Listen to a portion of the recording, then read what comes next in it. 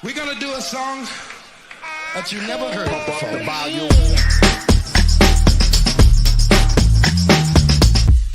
Here they come and get wicked.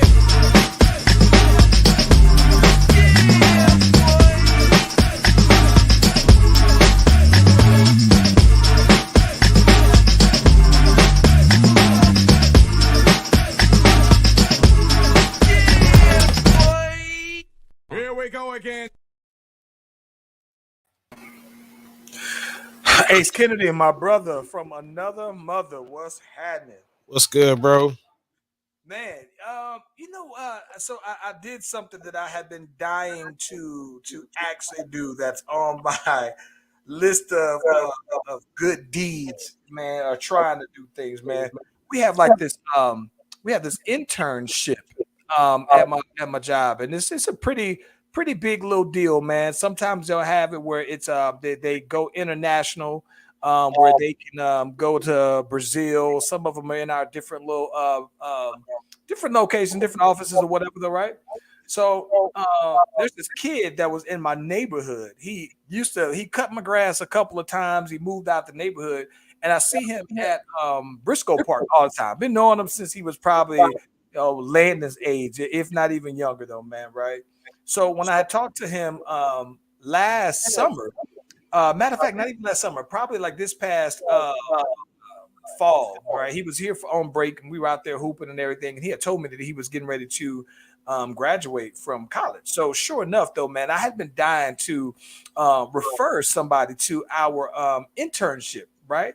So I see him on there, and sure enough, when I got the note, the email that hey, the internship is now open until the end of the month. He was the first person I thought of. Well, he goes to college off near Savannah, right? So I was like, I couldn't think of anybody who might know his number. And so sure enough, I go to the park today to get some shots on up, and he is there to go ahead. And I was just like, bruh. So he was like, I said, hey man, let me ask you, what was your major again? He says, I'm majoring in finance, man. He said, I want to holler at you though, man. I was like, listen, perfect timing though, man, because I just got a note that we have our internship. I want to refer you to the internship. He's just like, my God. He was like, dog, I was sitting here trying to figure out, all right, I'm about to get this degree. Well, what I'm supposed to do next? Because I've been going to school for 4 or 5 years, just not thinking what I'm going to do with the degree, right? I'm just going for finance. So told him this might be a good opportunity for him to get his foot wet and get his toes wet into like corporate finance, things like that, give him an idea of what he wanted to do. And usually they either go on to hire the interns or the interns get an opportunity to move on to other things. So super duper duper excited to be able to do it for somebody who I've known basically since they were my son's age, and to be able to kind of pay it forward like that is real dope though, bro. That's super dope, man. Real dope story. Let's get this music going, bro. Let's do it, man. D, what up?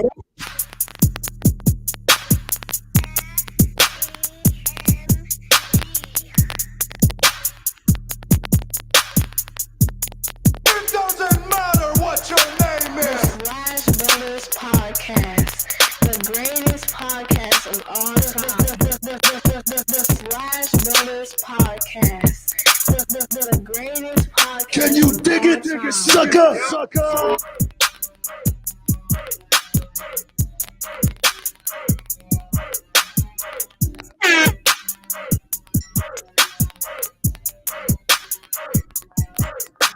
The Slash Brothers Podcast, the greatest podcast of all time. The Slash Brothers Podcast, the greatest podcast of all time.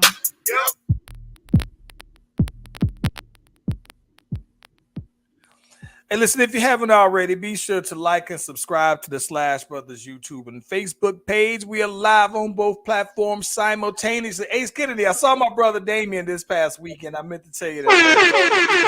Listen, man, did my heart some good because, you know, we realized, though, man, that we just, over the last, golly, maybe 4 years, we've just had all kind of stuff going on. And he ended up moving away. Just moved back on my side of town, though, man. And it's always good when you can, pop up on the homies or really just be around the corner and everything like that, though, man. So it was real dope. Got a chance to see my nieces that I ain't seen in a while, though, man. And it's dope that the older of his younger ones, like she and I've always been very cool, and so she is one of the ones that say, I want to see my Uncle Charlie. So it's dope, though, bro. Yeah, real yeah. high. Me and Damon actually fighting, bro. So I don't really care none about that story. What y'all getting on it, bro? Nah. We was he called me one day. He said, yo, bro, you seen that Matrix yet? I said, nah, bro, what's good? He said, bro, listen, our brotherhood is on the line for that movie, bro. He said, I promise, if you like that movie, it's done. So of course I loved it. And so but I think we back on. Maybe I think he liked Peacemaker, so I think we back on. But yes, he told. We talked about that. I do like. We basically did talk about Peacemaker. Peacemaker's dope, bro. It's funny that man, grown-ups, bro. And listen, Peacemaker is my kind of comedy. And it's not like, and that's the thing about it. I can see that for some people, they made like ha ha funny, like tell a joke funny. Right. And so if you are that kind, I can understand, but it's almost like it's an action movie series that has comedic elements, but it's not a comedy, and I think that works for me. Yeah, it's great, bro. It's great. I mean, I absolutely love Peacemaker. That's actually one of the shows that me and Sarah actually watch together. So I have to we get it in, but yeah, I love Peacemaker, bro. That's my joint. Yeah, man. And of course, I keep talking to you. Excuse me, talking to you about the Nevers. I know you finally started watching that, so yeah. Yeah, the Nevers is dope. I am probably about to be 4 episodes into it, so I'm definitely. You still, man, stop playing. You still ain't seen my episode of the first 5 minutes of the Wheel of Time. You be getting on me about stuff that I don't watch. And I'm trying to get you to watch 5 minutes, bro. The series, bro. Like, it's not even a priority to me. I'm not asking you to watch the whole serise. Okay, let me ask you this. Did you watch the Sammy Guevara match with him and what's his name? I started watching it. Did you finish the match? No, I didn't finish it, but I started it. Okay, I give you that. All right. Well, look, as soon as I get off the pod today, I'll pull up this 5 minutes, and it better be worth my time. Okay, so let me tell you again. What I love about it is that I told you I'm very big on, I like period-specific movies. Like, that's my thing. I like historic film movies. And so what I think about this is, even though, like, you'd have to think, I'm talking about, like, in terms of an intro to it, I've never seen a better intro to an episode, right? Ever, for any kind of film. Yeah. It's almost like this. If it was music wise, to me, this is just my opinion, it would be like, I know you listen to hip hop, even though you ain't the biggest hip hop head, but there's this stitch that goes on TikTok, right? Mm-hmm. And on this thing, there's a guy who says, tell me a hip hop song where the artist has the best opening verse to a song in the history of hip hop. Yeah. Right? What would you say? This is the best opening, best first verse of all time. That's a stretch for me to answer, bro. I don't know. See, for me, it's easy, right? So for me, the best 2 first verses of all time, especially when there's a crew, it's Andre 3000 on International Player Ball. So I typed a text to a girl I used to see saying that I chose this cutie pie with whom I choose to be. And I apologize if this message gets you down, that I've CC'd every girl that I've CC'd around town. Like, that one is one of them.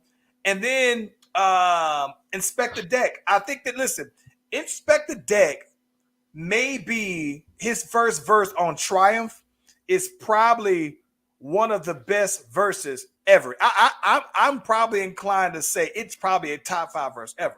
Well, to me, this episode of Wheel of Time, just the intro sequence, probably one of the best intro sequences to a series that I think I've ever seen, though, bro. It's top 5 easily. Like I said, bro, you got a lot riding on this doggone first intro. I can tell you that. I can tell you that. I stand by it. I co-sign it. I approve the message. It's epic, bro. I mean, everything about it.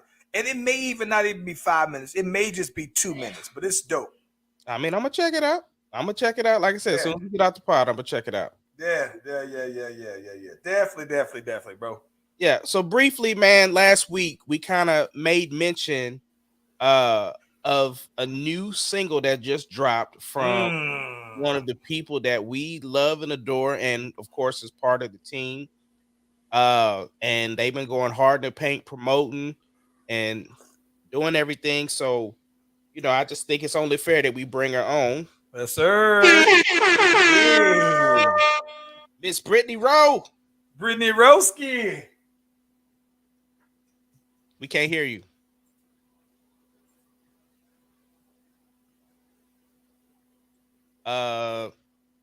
Just go to your settings and check your mic where it says cam and mic. Check that and see if it's what it's connected to.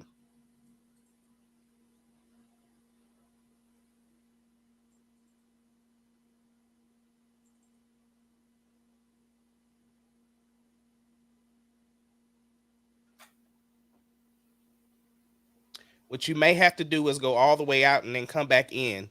And then if you're doing it from your phone, watch your settings that it's setting it to. So go all the way out, come back in, and when it's asking about the audio settings, watch that. A little bit of technical difficulties, but should be back. Man, but yeah, I'm excited about this promo though, bro. I like listen. You and I talk all the time, of course.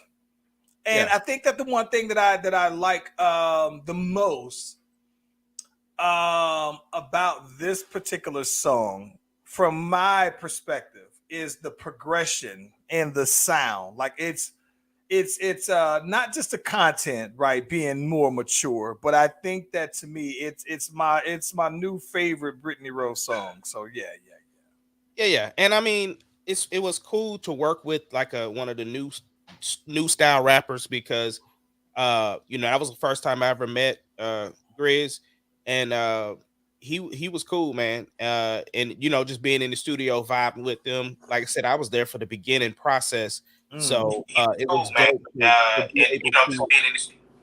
It was dope being able to hear them vibe and then offer my 2 cents. And then okay, can you hear me? Absolutely. Yep. Okay. Yes. Hello. What's going on? Not much. You know, just enjoying being 29. That's right. You had that recent birthday. Okay. Yes. Yeah, what you do for your birthday? Last year in the 20s. Gotta love it. Yeah. What'd you do for your birthday? I did absolutely nothing. So I had strep throat this past weekend, so I was in the house on my birthday, but it's okay because it saved me a lot of money from going out and turning up. So yeah, okay, yeah. What all did you get? So I got just like money, cash apps, and then I got like some roses, which are right here, which are very pretty, and I got some chocolate covered strawberries and like a cake and some other stuff. So a few and some pair of shoes, of course. That's what's up. Okay. Yes. So something else special happened besides your birthday. What was that? My single dropped, Give It All Up. I'm so excited that it's out and about in the world. Yes. Okay. Talk to us about it. Talk about it. What we doing? Give It All Up is my new single that just dropped on January 29th on all streaming platforms, so everybody can go stream that. And it is my favorite song that I have done by far. I love it. It's very sensual, very sexual, but very like sexy and just gives off great vibes. It's my first featured song, so I have a featured artist, Smith Grizz, who is on the song, and he is amazing. he killed it. I gave him the beat, and he literally sent me back his verse the next day, and it was just amazing. So Who did the shout track? out to him for making the song even better than it was, because he definitely adds a little something else to it. And then Marvin Tennyson, Ren the General, he's the one that gave me the beat. So shout out to him, because there he is. He is amazing beat maker, just awesome. We went to high school together, and he's awesome. So that's what's up. That's so fire. we letting the people hear it. Listen, so I'm gonna tell you this. So I'm gonna be out. Like, soon as I heard the song, the beat dropped. Soon as I heard, I could listen. The beat was so dope. I could just listen to the song is fire, right? But the beat in itself, I could just put that on repeat. It's dope. It's a real fire track, though. Real fire track. It's fire. As soon as I heard it, I just fell in love with it. I just fell in love with it because it was exactly what I wanted. Because as you know, I'm a huge Summer Walker fan, and I'm a huge, like Janae fan and stuff. So I always kind of try to go their vibe, but kind of make it my own. And so it's just it just gave me those vibes, and I just loved it. So yeah, let's check it out a little bit, and then we'll continue talking about it for a little bit. Give it all up to me, give it all up. Audio Genius Productions. I want you to give it all up to me, give it all up. You're looking fine. I want you to be mine. I want you to be mine. I heard what you do. I need you to come through. You got a lot to prove. I want my legs spread all over the bed. Wanna make sweet love to you. Oh, baby, I'm not trying to hold you back. I want you to blow my back. Just like that. Just like that. Give it all up to me, give it all up. I want you to give it all up to me, give it all up. And I want you to go down. I'm telling you right now. I want you in me soft and sweetly for you. Make me wanna settle down. Give it all up to me, give it all up. Give it all up to me, give it all up. And I want you to go down. I'm telling you right now. I want you in me soft and sweetly for you. Make me wanna settle down. It's you, there's me, there's us. What's it gonna be? See, I want you right on top of me, making me scream, right on top of me. Give it all up to me, give it all up. I want you to give it all up to me, give it all up. And I want you to go down. I'm telling you right now. I want you in me soft and sweetly for you. Make me wanna settle down. Making your private parts. Exploring your body, girl, you like a work of art. And I love the way you feel. I know this love's for real. Give it to you like your accent. Girl, I'm about to give you that action, baby. Yes.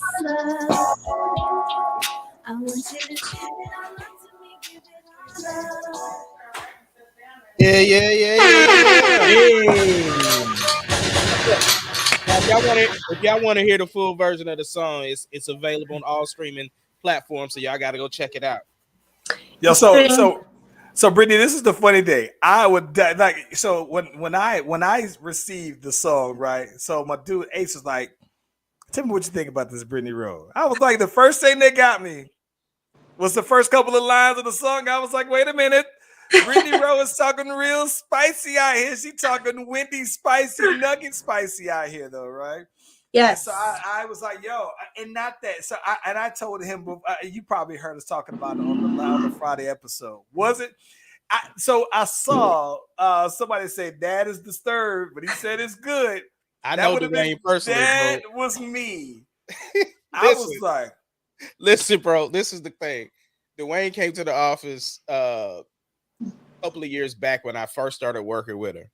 And I was like, yeah, so what you think about everything going on? I said, you know, she doing her thing. He was like, man, these pictures she posted, he was like, I'm not necessarily a fan of all that, but you know, I am glad she's doing her thing. I could just, and even like, you know, is even when he was at like the state fair, he was out there, and it's the same face. It's the I'm being supportive, but it's just a lot going on right now. So yeah.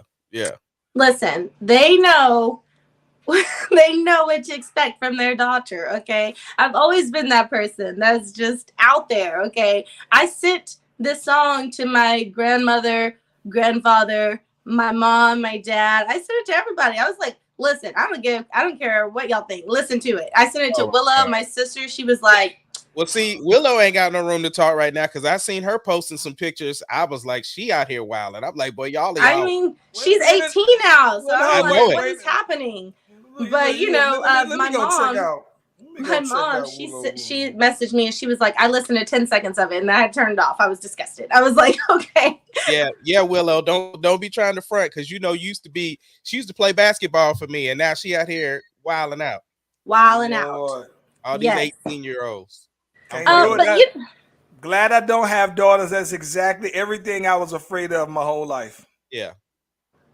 You know, we're just out here talking about what y'all were doing to women back in y'all's day. We ain't talking about nothing we did back in the day. We talking about you right now. We passed the statutes of statute of limitations. We good on those. Still currently doing to your wives. Let me just say that.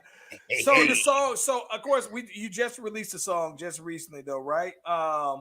Let me ask you this though. This is one of the things that's kind of interesting though, because you know, do you think that here it is, you're 29. These are the last years of the 10 to 20s, right? Do you think that does it feel like there was like an intentional, like an effort to say, all right, I'm not a kid, right? My content is more reflective of a mature female, mature woman here, not just some young, because you know, it's like at some point, right? It's almost like if you're an R&B artist, at some point not that you have to, right? That you put out this music, and either you can be explicit or you can kind of be more subtle with it. But you have those kind of people. R&B has that kind of content. I don't think very many R&B artists don't have that kind of content. But my question is that as now that you are getting older, is that more intentional now that you would come out with songs like this though? Honestly, that thought never occurred to me. I was not putting out music as a child, so the first song I put out, I was an adult, and so I just always just wrote about what I go through in my adult life, and that is one of the things, you know. So I just never thought about people looking at me as a kid. I know Ahmad, you know, has known me since I was little, so I know growing up that but even with Ahmad, I don't feel uncomfortable talking about these things because I mean, you know, it just is what it is. I've just never, you know, and I told you from day one to be competitive. I've told you that. Like, I told you if you wanted to get in this industry, you knew what you were signing up for. You knew the people that you were trying to compete with, because that's essentially what you're doing. So you have to do what you do. Now, of course, you know, for my music, I did something different, but that's me. That's my choice. So you doing what you're comfortable with, and ain't nothing wrong with it. Yes. And this song was definitely one of those records that I knew my family was going to be like, oh, I can't listen to, but I was like forcing it in their face anyways. Yeah. And it's doing really well. It's already the #1 song on my Spotify. So it passed Can't Let Go and Summertime Vine already. So yes. And you know, the listeners went up. The views went up already, so it's doing really well. It's going to be on 3 radio stations here in Georgia, in Savannah, Georgia, and then 2 here in Atlanta, and then hopefully on 103.5 out there with Lando booming in OKC. So you know, we're out here trying to get That's it dope. around and That's so stuff. fire. That's so fire. So when's the video coming out? As soon as Charles gives me his videographer information. Listen, so that is it is funny you say that. Today there's for this, I have somebody that I think that you would love, and I'm gonna tag you in some of their work so that you can kind of see ahead of time though. But he's dope. This is a guy. So right before you joined, I was telling Ahmad that that there's people who I've been knowing since they were kids, right?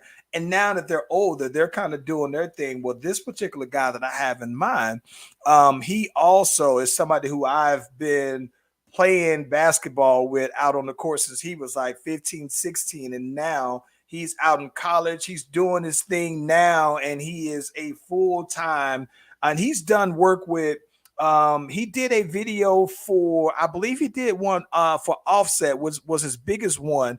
But he's doing his thing. And he was telling me before, he was like, hey, you got to catch me, because once I get hot and it go, them prices is going to go up though. But he's solid though, and that's somebody who I would say, yeah, he is definitely worth the plug though. Yes, so that would be amazing. Of course, Britt, we gotta ask the question. You know, I know you hate it, but as an artist, but it's one of those ones you gotta ask. What's next? What's next? What's next is a music video to follow up on it, and then getting visuals out. I mean, and then booking performances. So I am going to perform in OKC. That is happening. COVID be damned. I will definitely get out there in February and perform at Saints Club nightclub in Oklahoma City, and then performing out here. So I have a whole bunch. I mean, as you know, I'm a bartender in like 3 different clubs. So all I got to do is tell them I want to perform, and it's you know, they're like, cool, when do you want to do it? So just performing and getting it out there, getting visuals out for the song, and then of course working on an album. So I actually have 2 songs that I need to send to you, Ahmad, that are very good, I think, ready. But yeah, an album. So hopefully by the end of the year that'll be out, and then people can stop asking me what's next. It's never gonna stop. I can tell you. It's never gonna stop. Never. Right there. It's not gonna happen. Never gonna stop. This song was actually supposed to be on the album, but it was just so good as a single, and I just fell so much in love with it that I was like, let's put it out there. Let's do it. So, and it's the perfect time for y'all for Valentine's Day. Put it on your rotation, people, because yes. Yeah, that's what's up. What was I about to say? I forgot it now. Oh, that's what it is. I knew it. There we go. Charles got something for you to do. Yes. Oh yeah. Mine. So this is one of the things that I was just talking to him about too, because especially since you're in Atlanta, like I know that we're trying to set up something for me to slide out to OKC as well. But I was like, yo, I got this song that I've been sitting on, that when I start to put out some new music, it's one that I was like, you know what, I want to have this one just in the tuck, ready to go. So I'm talking about have the song already ready to go, have the video already shot, and then whenever it goes, it's just a boom, everything's all green light. But it's a song that I think is pretty fire, and it's one of those ones that I think that I definitely see as single worthy though. So yeah. I'm excited to hear it. Yeah. Should be pretty dope. But yeah, congratulations again. Glad you got to get the song out. I know it's exciting, and yeah, it is dope. I'm sure people are loving it. You got a minute to hang around and hang out on the pod, or you got to go? I do, and I do want you guys on a remix of it. So you already got the beat and stuff. All you got to do is put your own whatever on it. So I already start writing. Yes. Yeah, it's gonna happen. I already start writing when I heard it. So I'm at okay. So let me tell you this real quick. So when I heard it, right? So for me, right, I just thought about this though. Hey, so I think I try to put screw in everything. I think any chance that I can slide in some screw, that I'm sliding in. So I was already playing with something like that on that particular song when I was trying to throw a mix to it. And now I was like, oh yeah, I'm totally using the idea now though. But it's dope. I got a dope idea for it though. I'm excited. I'm excited for it. And I'm not singing on it, by the way. So Ace, you don't have to tell me that I'm off pitch, off key, because I'm not singing on it. Nah, Yeah, because I hear that all the time, and I know I am, but I love it. You know, it's cool. I love it though. So yo, man, just before we got on the pod a little while ago, there was a report coming out that the ex Dolphins coach is suing the NFL and all 32 teams for the Dolphins. There was some emails that came out between him and Bill Belichick where basically he had gotten interviewed by the Giants, but then they had already selected their person, and he was like, let me see the actual. I sent you the link on Yeah, I'm looking at it right now. Brian Flores lawsuit alleges NFL racism, reveals details of head coach searches. Listen, this is always one of these taboo kind of topics, though, bro. right, and that's what he said. He even said, listen, I know that I'm probably committing career suicide by putting this out there, but at the same time, my personal goals will have to take a back seat to the systemic racism that's going on within the NFL. Because it breaks down stuff like the owner telling him basically to tank, trying to get him to have a meeting with a tampering. Like there's a whole bunch of stuff embedded in it. He was talking about his interview with the Denver Broncos. He said John Elway and them showed up late. They showed up like an hour late. They was hungover. So I mean, it's a bunch of stuff. Oh, got text messages from Bill Belichick. Yeah, he's putting it all out there, bro. Listen. Well, he probably collected all this before he put it out there on purpose, so he would have receipts to back up what he's saying and stuff. Listen, Ace, I'm looking at this, and all I can think of while I'm reading this, the Seth Rollins intro music, burn it down the whole time I'm listening. Because listen, and the thing that's crazy, okay, here's the thing. Okay. So let's talk about that, right? So Brian Flores, he was the coach of the Dolphins, and while he was there with the Dolphins, it was their first time in 20-some years where they've had consecutive winning seasons. Prior to that, the Dolphins as a whole have been trash since Dan Marino has been there, if we really want to talk about it. So here it is. You have this fairly young black coach who comes out there to Miami, starts to turn everything around, and nobody would have ever thought that he would have lost his job. Well, right after he was fired, which surprised everybody, it pointed out that something came out that he had issues with the drafting of Tua.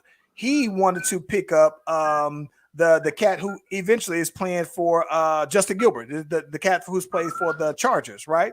He thought that he was a better fit, thought that he'd be a better pro, and so far he was probably right because he is cold. And I didn't see this in college, but listen, they wanted to draft Tua because it would have been the popular pick. They did, and Tua's been just barely okay. All right, so afterwards, this starts to come on out that him and the other folks start to clash because of Tua. And I don't know if he told Tua directly, we ain't even want to draft you like that, though, bro. And then there were some things about this cat rubbing some people the wrong way within the organization, basically, though, right?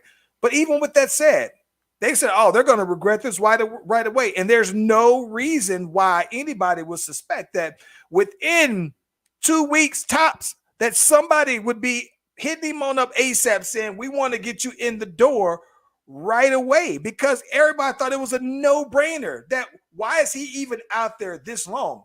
The Bears, it made sense because they have their defense is better than their offense right now. He's a defensive coach. You hire offensive staff, the right coordinator, you in the game. The Texans are the Texans, right? All of these teams that are out there who have hired him. And so people have been wondering, why hasn't he been hired, right? And this kind of explains a lot why he may never get another head coaching job. Not in the NFL. He could go to college, though. But if he's been successful, it tells me that he's worth it. Now, here's one of the things that I have been seeing, though, right? So one of the things that's been a really taboo topic over the past few years, 10 years easily, that is that the NFL has the Rooney Rule, right? The Rooney Rule says that every team has to interview a minority candidate, right? And usually when the team fires their coach, they already have a coach in mind, right? So a lot of these potential black coaches are usually position coaches. They're usually offensive coordinators, defensive coordinators, and people are saying, the black coach said, I am tired of just being a checkbox on the Rooney Rule. Okay, right. I've interviewed him. Let me go ahead and hire the guy that I really want. When John Gruden was picked up for the Raiders, right? They knew exactly they wanted to hire him. They went through and formally interviewed some of the black candidates. Boom, we did that. All right, Gruden's our guy. And more teams have been doing that, which is why you see all these coordinators getting these jobs that you've never heard of. Meanwhile, you have the Eric Bieniemys of the world, you have the Todd Bowles of the world, you have the Byron Leftwiches of the world, who are taking teams to the Super Bowl and are winning Super Bowl as coordinators and play callers, and they're not getting that particular look.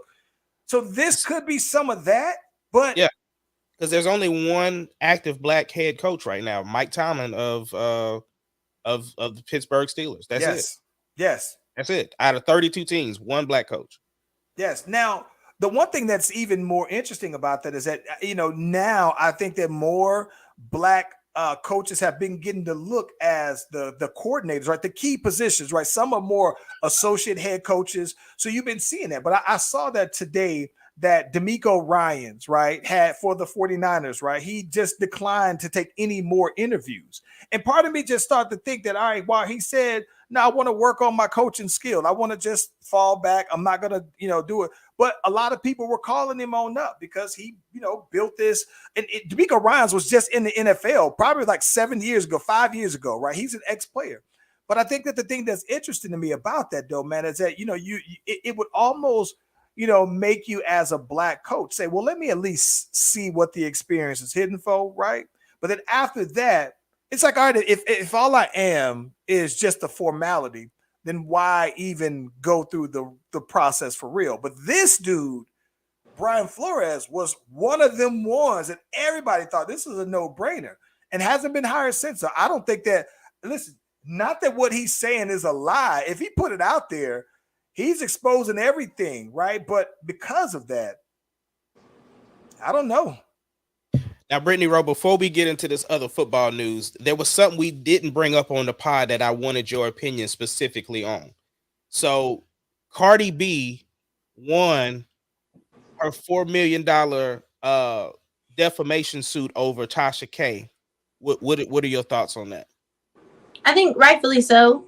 I mean, honestly, I'm tired of people always talking about celebrities and getting no backlash and just lying about celebrities. Like, even when it comes to like rape allegations and stuff, when you just lie on somebody's name and nothing happens to you, it's just irritating. So unless you have proof to back up what you're saying, or unless I think people should start getting in trouble for lying on people's names, like saying that she was in prostitution and everything. Like, that's crazy, I believe that she won rightfully. Brittany Rowe, that is interesting you say that.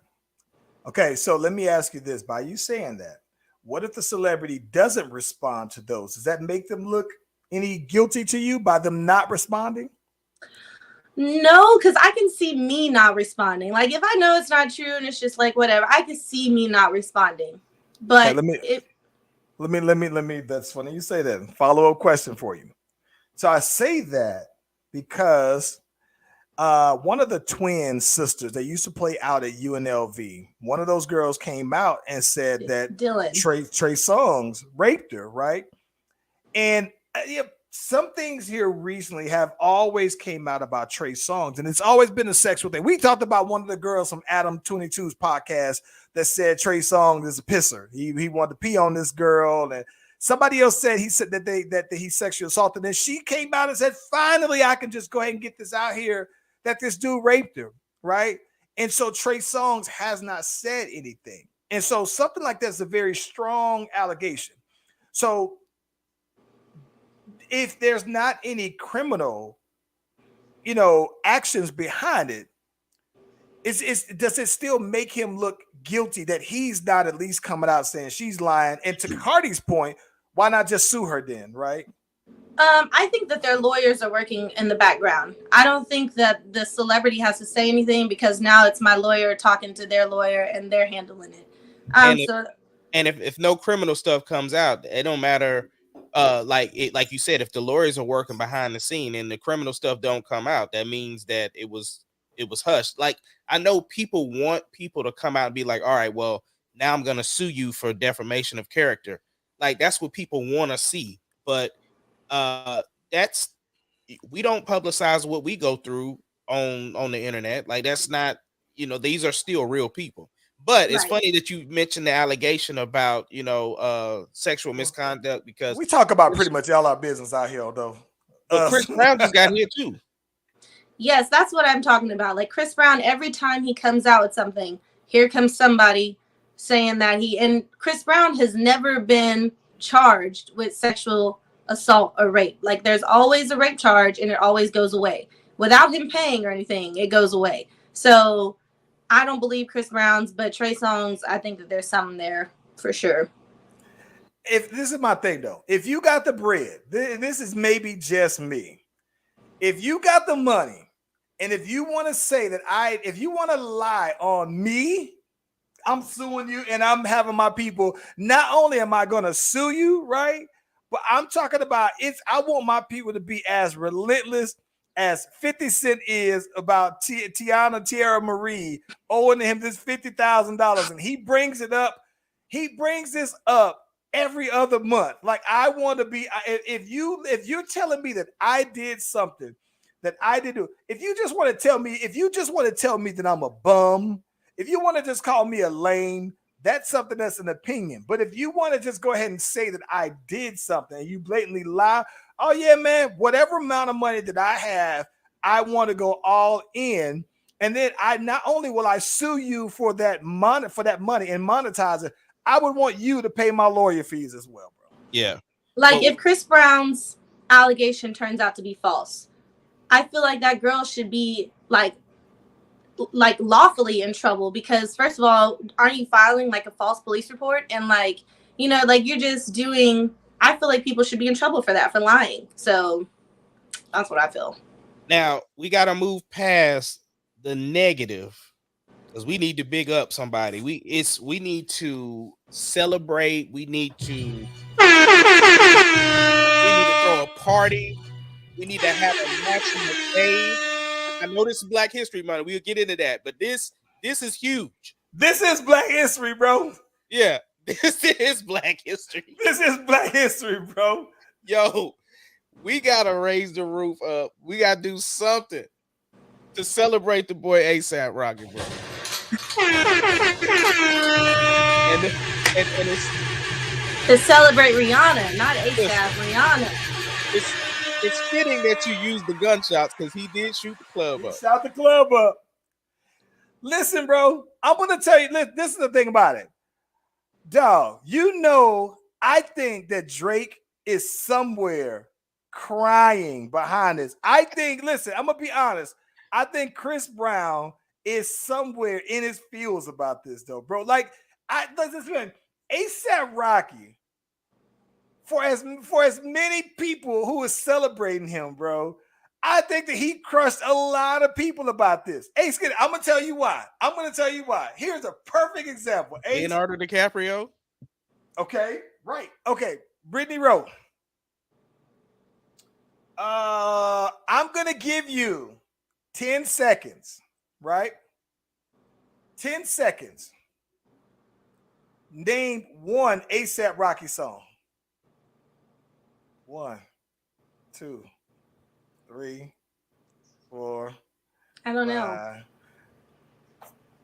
5. Listen.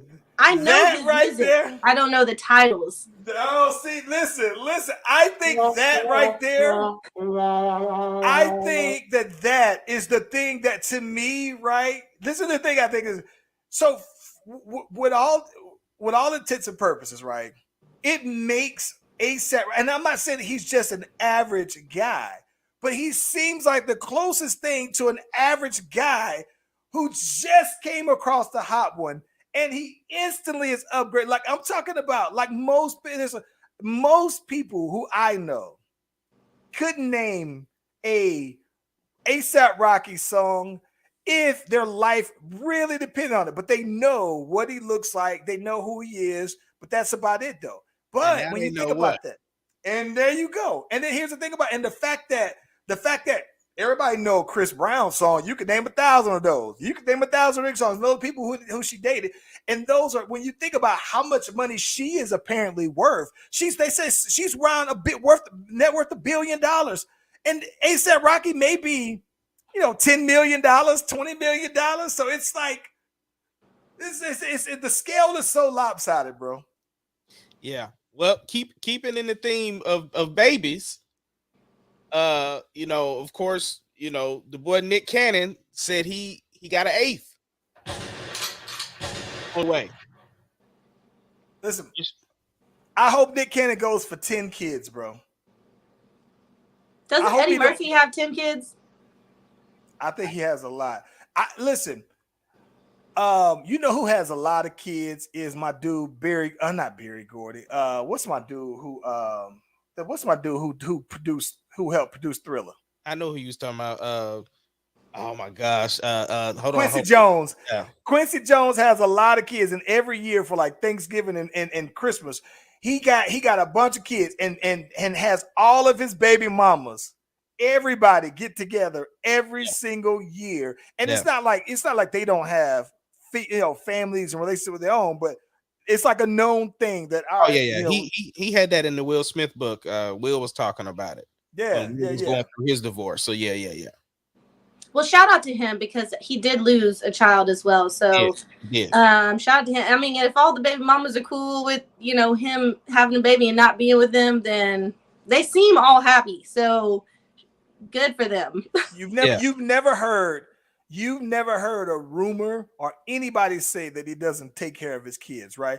If anything, I've only heard positive things. Like I've heard somebody say that with all of his baby moms, all of them are so taken care of that they don't have to work, right? So it's like, I guess my thing though, right, is if you got the money, right, I don't think that you should even limit how many kids you have. Like if I had Nick Cannon's money, right, then if the only way I didn't have that many kids, it would be because the missus like, I can't no more, and that's it. But if I had that kind of money, yeah, I think I would have more kids though. I listen.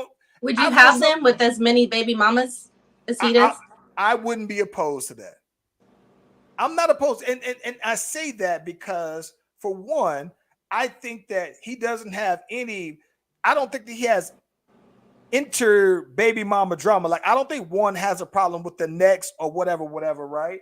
And then for that reason, I don't think that any of them have any issues with him. So I don't know. Like for me, that's a lot of personalities to have to deal with for the rest of your life. Because he has like 6 baby moms now with 8 kids or something like that, right? Something like that. Yeah. So I don't know. 7. I think he has 7 baby mamas because he only has twins with Mariah, and so. Right, but if he got twins with her, and then that means 6 other kids, I think he dropping all singles. He on that Brittany Rose schedule, dropping all singles. All singles. All singles.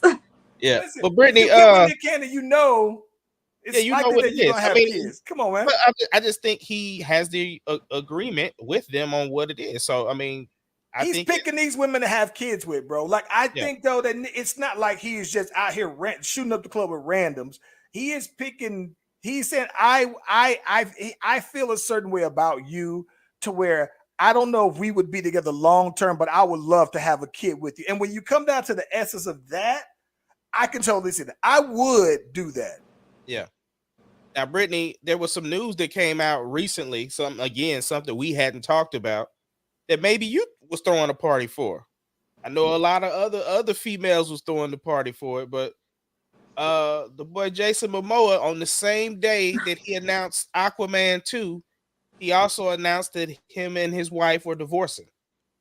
So. Yes, he did. I love me some Aquaman, but I love his wife more, to be honest. She was just always amazing growing up. She was just so beautiful. And she was his crush. It wasn't like he was her crush. He wanted her, not the other way around. So I think they'll both be fine separated. To be honest, could I be with Aquaman? No, because he's just too much for me. Like he's like like he's just way too much for me. But and that Samoan lifestyle is nothing to be played with because my best friend used to be Samoan, or used to be my best friend that was used to be my best friend. She is Samoan, and she had to go through a whole bunch, like their family traditions and everything. Like it's just that's a lifestyle that you're married into. So I think they'll be fine. I think both of them will be fine. But I love her more than him. Okay, so I listen. If he announced it on the day, like this the way I look at it. Yeah. And maybe he didn't say it this way. He didn't say this, Ace, because I know how you say how I am about reading in between the line, how I know interpret the reason stuff. why he did it, but let me hear what you got to say. Okay. So he announces Aquaman 2. Did he say it's done or they finished principal photography? They finished Aquaman 2. Yeah. Aquaman was his biggest role. They bring it back. He's about to be buzzing again. Is he? It feel like he said, "Hey, I'm back." Where the hoes at? No, that's not what he did that for. So he announced his divorce on the same day that the movie was coming out, so that they could respect the privacy, because mostly people are going to be focusing on the movie and not the divorce. Like if he announces that at the same time, it's going to take some of the sting off of it. Because if he were to announce the divorce, why he have to announce it? What if he just got divorced and nobody would know about it? Because eventually people are going to see him out. And they might ask about him and his wife in interviews, and that's just awkward. You just want to be known. You just getting up front with it. Like, no, she won't be at the premieres and stuff. People be like, "Where's she at?" Oh, we're divorced. Y'all got me looking like Zeke. You might be looking like Zeke, but I'm telling you, the blogs have been blowing up with both of these with both information. So listen, man, I think that this man, listen, bro. Matter of fact, hold on, before you even go to your thing, you a TikTok dude. I know you done seen on TikTok where people's like, I don't know who need to hear this, but women, y'all cannot get with Jason Momoa. Like it's not gonna happen. Like I know you. Yeah, he wasn't with women a lot before he got with his wife. He was. But that is my point. That right there is my point, right? Because I think that what y'all are gonna see is a different Jason Momoa. I think that this man is about to try to go ahead and go next level and compete with Leonardo DiCaprio. Listen, bro. I'm not saying that he's not. All I'm saying is he was trying to get in front of the information and cause that. Like what I'm saying is if it would have came out separately, right, it would have been bigger. But the fact that now you got both information out there, it like the nerds are gonna be focused on the Aquaman. Both things can be true. The blogs can be focused on the I don't listen, man. Listen, when he met her, when they got together, he basically said that he was borderline dead broke, right?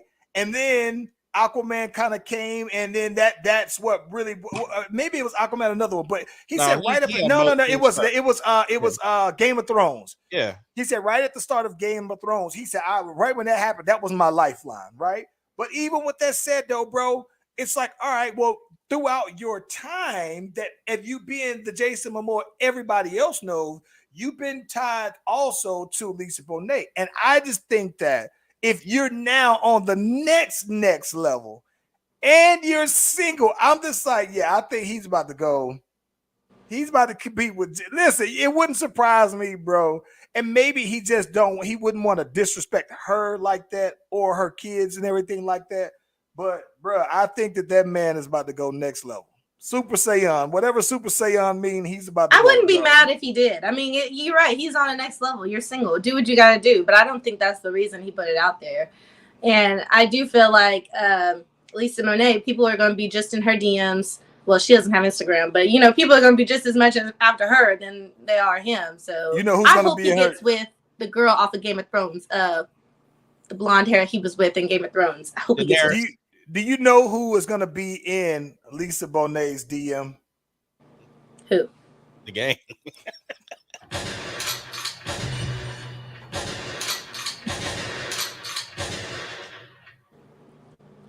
Bro, listen. Oh my gosh, the game bro. is gonna kill us when he The ever game, beat us. listen. If the game ever saw this podcast and saw that somebody became single and he would die, he would say y'all are banned. There's a no-fly zone for y'all from LA the way that we blame him for everything. Hey man, him and Serge Ibaka, bro. That's it. They be. Let me ask you this. Okay, I got a question now. Since we okay. Let's flip this a little bit though, So who do you think is the female version of the game? If somebody became single, like who's gonna be sliding in Jason Momoa's DM right now? Shoot, if I was Megan Good, I'd be sliding in his DM. She just got divorced. I'd be sliding in his DM. I mean, I just remember. I mean, that's a very. I mean, shoot, I could see Cookie sliding in his DMs. What's my girl name? Taraji. Yeah. I could see her. I could see Lala doing it. Because the reason why I say that, right, is because I remember Gabrielle Union said when she became single, she just wanted to mingle for a little bit before she got, right. So I'm just saying. Taraji is, I believe, single. She is recently. I could see Angelina Jolie sliding into that DM for some reason. I could see it. Like two superstars. She just did Eternals. I could see two movie stars just coming together. Hey, you know what? I'm gonna be honest with you. If she was, he likes older women. If she was 10 years younger but still older than him, I can see it. But it almost hurt my heart that I was just like, dang, Angelina Jolie just isn't quite what I remember her being on the original Lara Croft, bro. Yeah. Gone in 60 seconds. She ain't like that one no more, bro. Like, it hurt my heart to see that too, bro. Yeah, especially when you look at like a J-Lo in comparison. Yes. Yeah. Yes. Or Salma Hayek, whatever it is. I can see her sliding. She kind of slipped just a little bit too. No, sir. Yeah. No, sir. Yeah. Listen. I'm not even like, this is what's funny. And not to sound too mannish, but I am not the boob guy type. But Selma Hayek's got better with time. They're bigger. And she says, I don't know why, but my boobs have just gotten bigger the older I've gotten, bro. Yeah. I said, Lord help. I follow her and haven't seen. I follow her. Listen, I actually do follow her on the ground, bro, for that reason.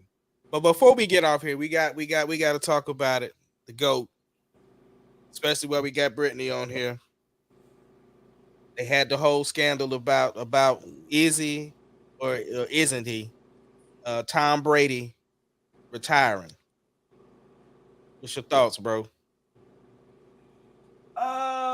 Listen, I think that the only other way that I think that would have been a better go out would be to win the Super Bowl. But I also think that if he won the Super Bowl, Tom Brady would say, let's run it back again. Let's three-peat, right? Because he went out having almost all the records. He has longevity records that I don't think will ever be matched. I mean, I think it's just ridiculous that Tom Brady has played in the league for 20 years and 10 Super Bowls. And he had a stretch where they didn't go to the Super Bowl for about 10 years and people thought that it was over. But either way, when you stretch out that 10 Super Bowls over 20 years, you're basically looking at every other year you can pin in that Tom Brady is going to be in the Super Bowl. So I think that is that in itself is a feat that I don't think ever would be touched. Then the biggest thing to me is that my question now is at this point, I think he's the GOAT when it comes to football, but then it's like, is Tom Brady the GOAT in any sport? All time, across all sports? That's a different question for a different pod. Like we can have that discussion. Because I mean, I'm sure we definitely would look at. I mean, we gotta look at Wayne Gretzky, we gotta look at Michael Phelps, we gotta look at Michael Jordan. Like, there's a lot of people to consider. So yeah, I think that's definitely a different conversation for a different day. Britt, what you think about it? I think props to him. I mean, I don't think anybody was surprised. I mean, I don't know what age football players usually retire, but I feel like he was past the retirement age. Well, he said he was going to play till 45, and I think the reason why this was such a big deal is because somebody in his inner circle leaked that he was going to retire before he had the opportunity to come out and say it. That was the big deal, because then it's like you just took the man's fire. Like, this dude, like you said, we're talking about GOAT status, and he didn't have the opportunity to announce it on his own. Like, somebody, that would be like me leaking your song before you ever talked about putting it out. Like, not even that you set a date, but before you even talked about putting it out. And I'm like, yo, I got Brittany Rose's new song. Like, you deserve to do that on your own. I mean, yeah, that sucks, but I mean, I don't know. He retired, and that's great. But I did see that Stephen A. today was talking about who's the best athlete to come out of Boston, because that's where he's from, I think. And so they were saying that Bill Russell was ahead of him as far as that. And I didn't agree with that at all, because I didn't know that Tom Brady was like 199th round pick or something coming into the NFL, and that he made all this happen being that number pick. So that was pretty great. I didn't know that, but let me tell you something that's funny. You said that about putting out Brittany Rose song beforehand. So let me tell you, I was listening to the radio station here some years ago. This had to been since we talked about J-Lo. So you remember, you saw the movie Hustler, right? So you remember when she's, oh my God, you ain't seen Hustler? Not yet. I'm going to. Oh my God. On the list. It's on the list. Okay, so listen, on Hustler, she basically was talking about there was this time when Usher, Love in the Club, came out, and it was the hottest song right at the time. And Usher came into the club and everything like that when the song was gonna go ahead. Game out there, make it right. Well, here's what's funny. He said about leaking the song. So when that song was hot, the very first time I had ever heard the song, I'm listening to the radio, and I'm in the car, and Polo the Don, right? Polo the Don leaves from the studio, goes to the radio station, and he knew it was a hit, takes the unfinished song, said, nah, this is the one. And they play it on there, and it was a live leak, and they had it on repeat, back to back to back to back. And it was fire too, though, bro. So I laugh when you said that, because when I think of leaking songs like that was the ultimate leak. Love in the Club, yeah. Polo the Don, man. I mean, Usher be running into that all the time, because I mean, even on Versus, Lil Jon leaked that new Usher song. Oh yeah. That was fire too. Yeah. So that's what I'm saying. Like, Usher just be putting out that fire. People can't hold on to it. Be burning. I was gonna want to ask you guys if you had time just to answer this. Nicki Minaj came out and they were doing an interview with her, and they were like, "Would you do a versus hit for hit type deal or whatever?" And she was like, "There's like one or two females I can think of doing that." And so I was just wondering who you think those one or two females are to do a hit for hit with Nicki. Missy Elliott. Do you think Meg Thee Stallion has enough to do a hit for hit? No. Meg probably got 5 songs. See, I got like 10 on my like list. I immediately was gonna say the Brat, but I don't know that the Brat has 20. I don't know. People were saying Lil' Kim. I don't think Lil' Kim got no. Okay. So Lil' Kim might, and I'm gonna tell you why. I've made it no secret. I think that Nicki Minaj is the GOAT, but I think that if you want to include the Junior Mafia songs, if you want to include her feature verses on like Diddy's song, so you talking about all about the Benjamin verses. If you want to talk about her verse on Mobb Deep, Lil' Kim does have 20 songs that I think could go song for song with Nicki Minaj. She got the catalog and the songs in the tuck to stand in front of Nicki Minaj. Absolutely. Or would you rather see her go against a man rapper? No. Let her go against a female. I mean, the thing is you get to use features and stuff like that, and that's where I think the Brat could come in at, because she does have features. But like he said, Missy Elliott, she wouldn't even need that. She has, and Missy might get her. Missy. I think. Listen, Missy got the catalog. Missy produces like everybody's songs too, so that's kind of unfair. I mean, Nicki Minaj doesn't produce other people's songs. Yeah, but Missy got her own songs though. That's what I'm saying. Like, it ain't even about the production. We just talking about the songs. The song, And see- yeah, that's what I'm saying. I just think, yeah, man. Yeah. I think that Missy has okay. I think while I think that Nicki Minaj is the GOAT female MC, I think Missy Elliott has 20 songs that are just as good, if not better, than Nicki Minaj's 20 100%. songs. Now let me ask you this, and this is just a reach. I'm just gonna see what y'all think. What about Lauryn Hill? No, I would say don't no. think so. And the only reason why, because I think that Lauryn Hill's extent would be the Miseducation, which, by the way, is probably one of only 5 perfect albums, right? Yeah. It would be that and the Fugees. And I just don't think that she has enough variety to me to go with that. But I think Lil' Kim does. Lil' Kim got enough features to where yeah. And then depending on the setting of it, like if they do it in New York, I think that Nicki Minaj would have something on her hand if you get, yeah, man. Yeah. Because you got Lil' Kim, she can pull out the songs that she's on with Mary, and Mary J. Blige will come out there and do that. She got the songs with Missy. She can do. She got some songs, man. Like Lil' Kim got some. Yeah, I would like 20? to see who they would bring, because Nicki can bring Lil Wayne and Drake right off the back, and it's it's a game over after that. I feel like I don't think it's game over. I don't think it's game over. I don't. Yeah, if it's not game over as in like she wins. I mean game over as like who brought out the best person. If she goes against Missy, she's gonna have a hard time. I'm telling you right now. You think Missy can bring out better people than Drake and Lil Wayne? Missy doesn't have to bring out anybody. I think Missy doesn't have to bring out anybody. But now we expect people to come out because other people have been bringing people out. You don't understand who she's, but you missing it though. See, like you didn't grow up in an era with Missy, right? And so the thing is that Missy's performances, if she like you don't I agree. I'm just saying, like, I mean, the most viewers are gonna be my age and younger. So you saying you don't understand Missy? No, I don't think so. No, I don't think so. I don't think so. If you have Nicki Minaj on, yes. No, I think that you say that because you're attentive to the people who you watch it. But I think when I thought when Erykah Badu and Jill Scott came on, it was people of our age on that one, right? I think that when you had Teddy Riley and Babyface, it was people of our age. But those are both people your age. I'm saying Nicki Minaj's target audience is my age and younger. Right. Missy Elliott's is my age and older.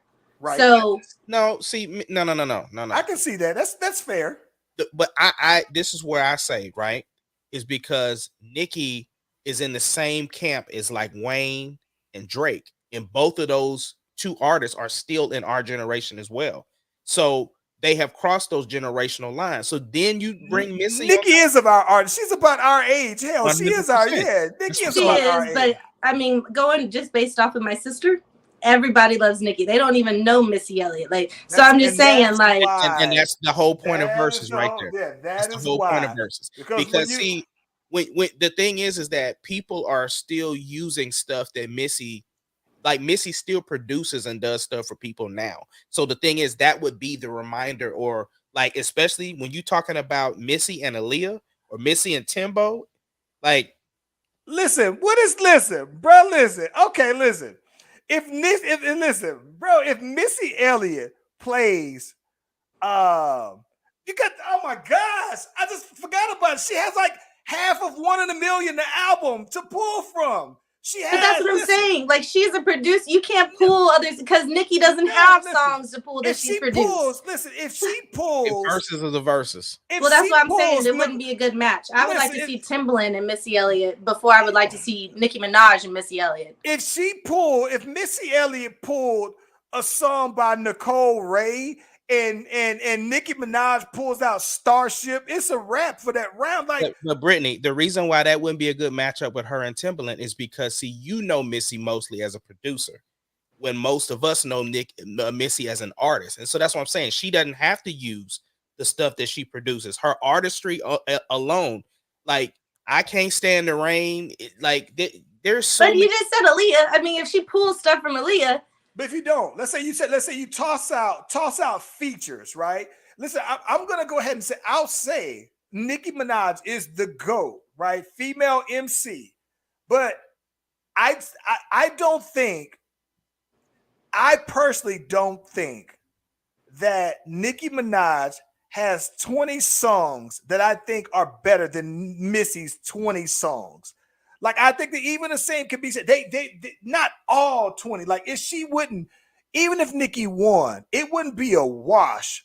But I can think of some Missy songs that I'm just like, whoa. I don't know that Nicki can beat a lot of Missy songs. She can't, and that's the thing. Like, people would even be the best, surprised. even the best, like think about the best Nicki. Okay, Ace, think about this. Can the very best Nicki Minaj song that you can think of, is it better than the best Missy Elliott song that you can think of? It's unfair for me because Missy is one of my top artists, so it wouldn't be fair, but so Brittany, yeah. I'll ask you this, right? What would you say is the number one Nicki Minaj song that if you say, oh, if she played this song, there's no way she would lose that round? I think her verse on Monster was pretty intense. But ain't that a feature? That's a feature. I don't really I'm trying to think of the names of songs. I'm really bad with names of songs, but I can like tell you it goes like da da da da da. But I mean, back in her bar days, I mean, she was intense. Like, even like Bees on a Trap, and I mean, just I don't know, like Nicki Minaj had a lot of stuff. Like Only, I believe that was her song. Wasn't that her song with Lil Wayne and Drake on there? I mean, I know those songs. I mean, that's kind of my point, right?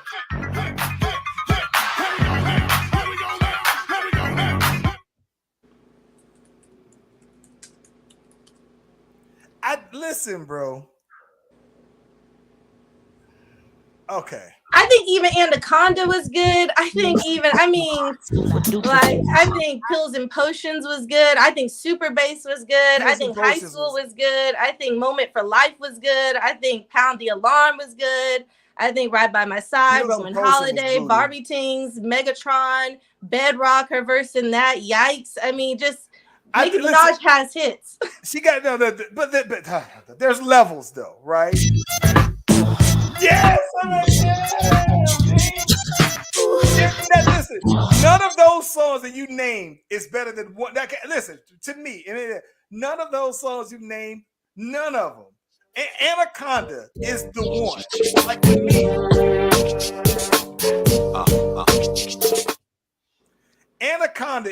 me, Anaconda to me is the biggest Nicki Minaj song. Right now, she may have Starship. I think Super Bass was pretty big. Everybody can rap Super Bass. I mean, I get that, but I'm just saying. I like the song, but I don't know all the words to it. Yeah, but anyway, it wasn't meant for me to know. We're gonna have to wrap. I would like to see Lil' Kim. That's all I'm gonna say. I wouldn't want to see Missy Elliott. I would want to see Lil' Kim. I would love, since we're talking about it, I would love to see if it's not a true versus. They just said, let's just put these two people. I think it would be a great nostalgic moment to see Missy and Lil' Kim, and they both just do their songs because they have records together. Yeah. They're good friends. I think that would be a good look.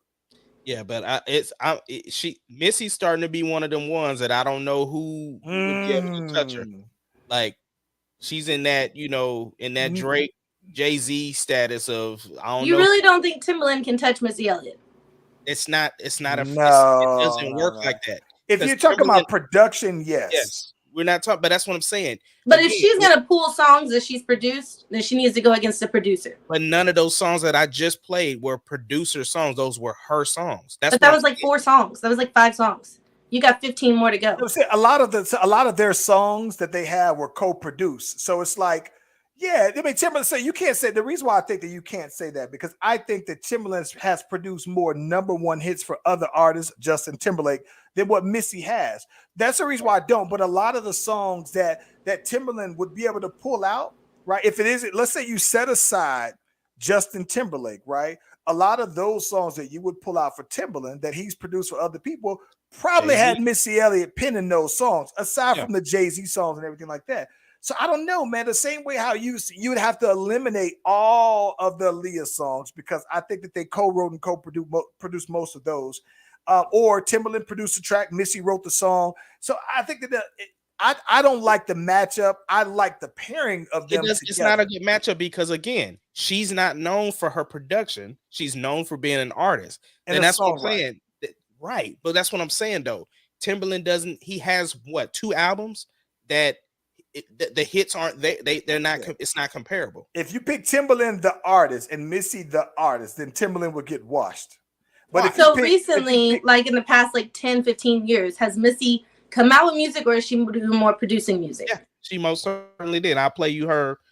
No, is she more producing or more coming out with music? Probably more so because her last album that she dropped was in 20 she had a single in 2020. She had a couple of singles in 2020 and 2019. She had she had singles and EPs. So yeah. I did not know that. I have not heard of a Missy Elliott song within the past like 15 years. No. Yeah. Matter of fact, wasn't she on the Super Bowl or something? She was on Super Bowl with with my girl Nelly Furtado.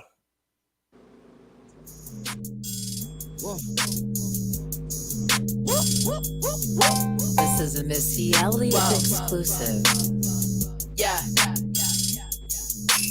Walk up in the thing, I be on my game. Yeah. Have you heard that? So just because y'all don't know it, that don't mean it ain't popping. It's just like I said, I think that it's just I think that Missy's bag, and I think that Missy's bag is deeper than you probably would. I mean, just hearing it. I just remember her videos like "Work It," "You Work It," and I remember those songs. But like, I can only really think of like 6 Missy Elliott songs that I'm just like. That's what I'm saying though. Like even listening to you talk about it lets me know you think of her more as a producer than you do. Yes, I do. And that's what I'm saying. That's exactly Missy the artist. Yes, because I know what she did with Aaliyah. I know what she did with it, so I know her more as a producer. But verses though, that's the hope. That was the initial point of verses, was to give people the flowers of like, oh, I forgot this person did, like, oh, I didn't know this, I didn't know that, and so that would be the point of having her on the verses. It's so because a lot of, like you said, a lot of the songs that you don't know, because I only played, like you said, I only played 5 songs, but I'm sitting up here scrolling and like, oh, that was 5. But that wasn't even, I mean, she got the hits. Easy. She got, Missy got the. And listen, you was talking about. I would want to see Missy pull out the things you do makes me keep running to you. That was my joint though, bro. The last comment on what you said though, Brittany Rowe, is you said, who could she bring out? She could bring out Sierra. She could bring out Luda. She could bring out 702. She could bring out Pharrell. She could bring out Genuine. She could bring out Big Boy from Outkast. She could bring out Jay-Z. She could bring out Eve. She could bring out Lil Kim, Trina. So Nelly Furtado, Eve. Like there's people. Oh my gosh, bro.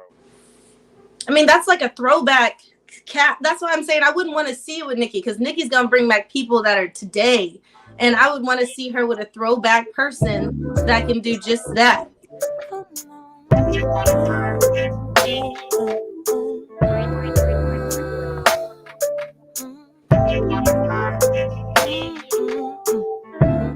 That oh my god, listen I don't know oh my gosh, we're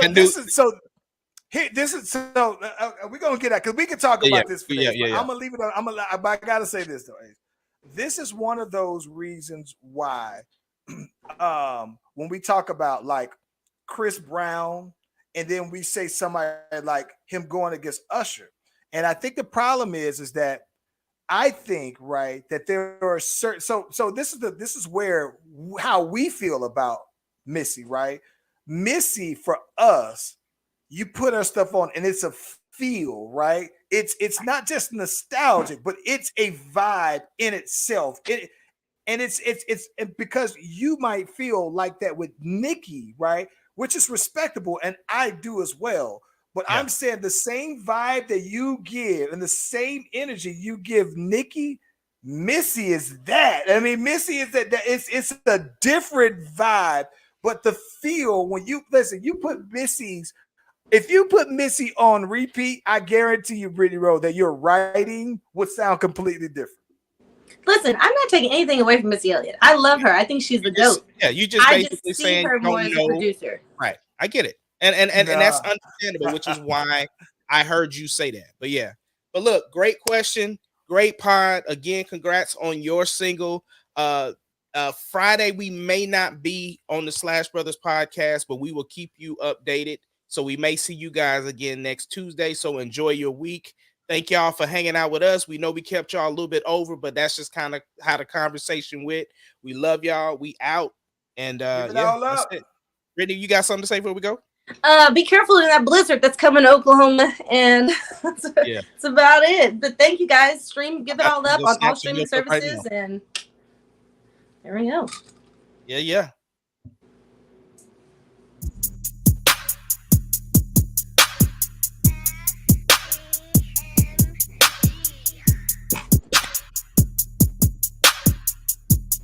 It doesn't matter what your name is. The Slash Brothers Podcast, the greatest podcast of all time. The Slash Brothers Podcast, the greatest podcast. If you smell what the rock